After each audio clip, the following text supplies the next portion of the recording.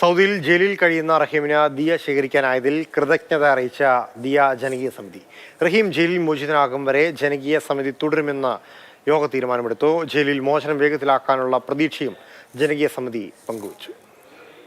കഴിഞ്ഞ ദിവസം ജിദ്ദയിൽ ചേർന്ന ജിദ്ദ ജനകീയ സമിതി യോഗം കോഴിക്കോട് സ്വദേശി അബ്ദുൾ റഹീമിന്റെ ജയിൽ മോചനത്തിനുള്ള ദിയാപ്പണം ശേഖരിക്കുവാനായതിൽ പ്രവാസികളോട് കൃതജ്ഞത പങ്കുവച്ചു. റഹീം ജയിൽ മോചിതനാകും വരെ ജനകീയ സമിതിയുടെ പ്രവർത്തനങ്ങൾ തുടരുവാൻ യോഗം തീരുമാനിച്ചിട്ടുണ്ട്. മലയാളി സമൂഹത്തിന് എന്നും അഭിമാനിക്കാവുന്ന കൂട്ടായ ശ്രമമാണ് ഫണ്ട് ശേഖരണത്തിനുണ്ടായത്.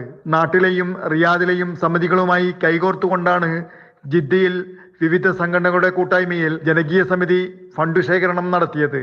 ജിദ്ദയിൽ നിന്നും മാത്രമായി 1 കോടി രൂപയിലധികം സമാഹരിച്ച് അക്കൗണ്ടിലേക്ക് അയക്കുവാൻ സാധിച്ചു. സ്വരൂപിച്ച തുകയിൽ അവശേഷിക്കുന്നതുണ്ടെങ്കിൽ അതാത് സംഘടനകളുടെ ഉചിതമനുസരിച്ച് മറ്റു കാരുണ്യ പ്രവർത്തനങ്ങൾക്ക് ചെലവഴിക്കുകയോ റഹീമിന്റെ മോചനം സാധ്യമാകും വരെ സ്വന്തമായി സൂക്ഷിക്കുകയോ ചെയ്യാമെന്ന് സമിതി യോഗം അഭിപ്രായപ്പെട്ടു. ജനകീയ സമിതി ചെയർമാനും ജിദ്ദ KMCC പ്രസിഡന്റുമായ അബൂബക്കർ അരിമ്പ്ര യോഗത്തിൽ അധ്യക്ഷത വഹിച്ചു. ബേബി നീലാമ്പ്ര, അഹമ്മദ് പാളയാട്ട്, ഹിഫ്സുർ റഹ്മാൻ, VP മുസ്തഫ, ചമ്മൻ അബ്ബാസ് തുടങ്ങി നിരവധി പേർ ചർച്ചയിൽ പങ്കെടുത്തു. ഷിബു തിരുവനന്തപുരം സ്വാഗതവും അസ്ഹാബു വർക്കല നന്ദിയും പറഞ്ഞു. Jafar Ali Balakot, Mathrubhumi news, Jeddah.